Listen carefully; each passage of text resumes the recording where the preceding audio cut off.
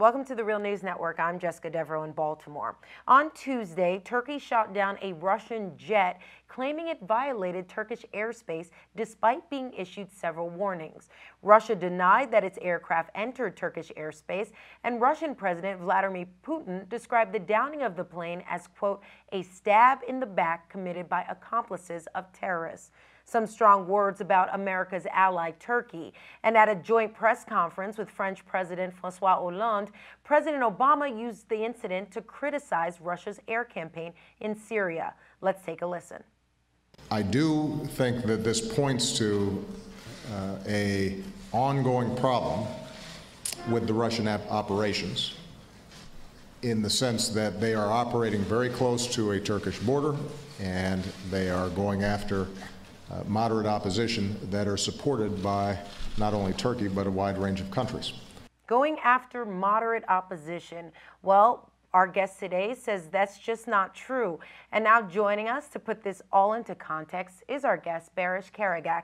He's a lecturer in international development studies at Trent University in Ontario. Thank you so much for joining us, Baris. Thanks for having me, Jessica. So, Baris, let's get into the intentions behind this incident. From a Turkish perspective, why would Turkey even attack a Russian plane? Well, the immediate reason behind such an act by the Turkish state seems to be related to Turkish concerns about the Turkmen population living in Syria. There have been several announcements by Turkish authorities pointing to the difficult situation the Turkmens have been as a result of particularly Russian strikes recently.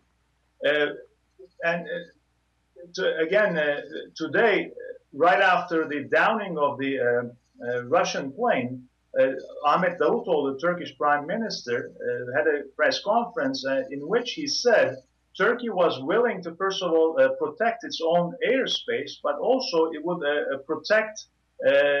it would do everything to protect the Turkmens, the Turkish brothers living in Syria, in addition to the Arabs of Aleppo.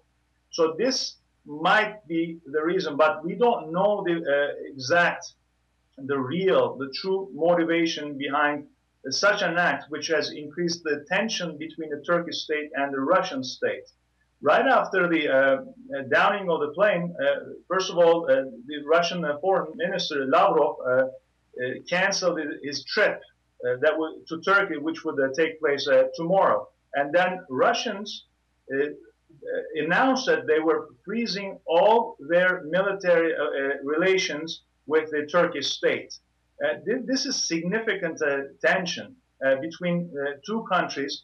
And again, this is in a way a little bit unexpected, such a move by the Turkish state, because mostly, what comes to my mind is the trade relations between those two countries. And Russia is one of the major trade partners of Turkey.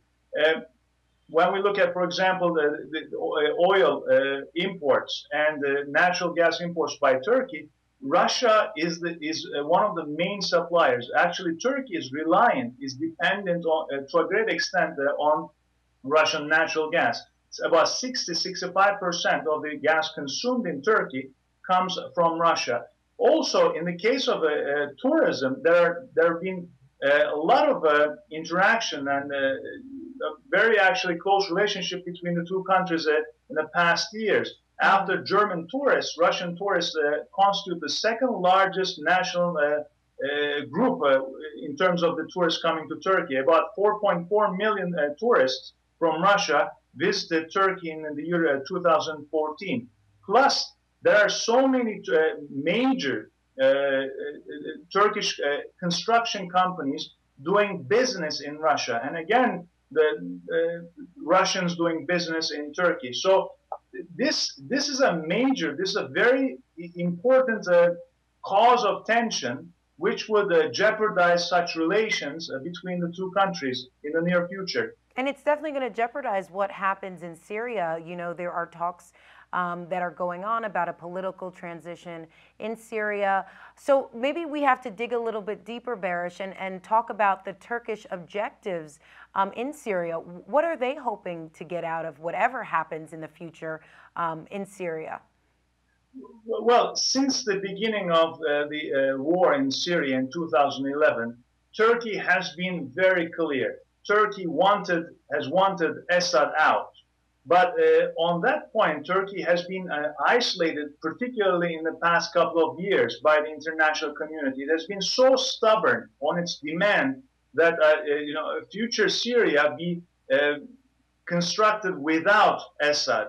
And with the Russian involvement, the picture has completely changed, and to a great extent in favor of Assad. So Turkish foreign policy with regard to Syria has been a failure. It will not be an exaggeration to make that argument. And here we also, I would like to talk about I'm deviating from the question you just posed, but I would like to say a couple of things about the press conference done by President Obama and President Hollande. And in this press conference, Obama said Russian strikes against the moderate forces were strengthening the Assad regime, and the Russian strikes should be targeting ISIS instead of the moderate parts of the Syrian opposition. This discourse is quite misleading.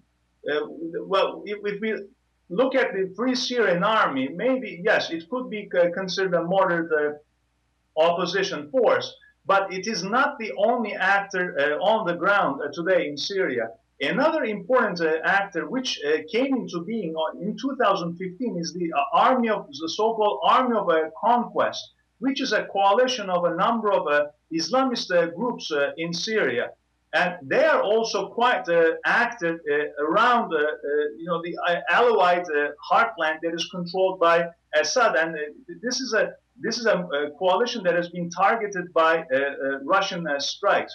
These guys are anything but moderate. The two main elements of this coalition are Ahrar al-Sham, an Islamist Salafist group, or a coalition again, and the other one is al-Nusra Front, which is Syrian Al-Qaeda. I cannot understand how these people can refer to such groups or actors as moderates. And this is the hypocrisy of the Western powers when it comes to the situation in Syria. All right, Baris, let's pause the conversation there. In part 2 of our discussion, we'll get into more about the West as well as Russia's relationship now that this incident took place. Baris, thank you so much for joining us. Thanks for having me. And thank you for joining us on the Real News Network.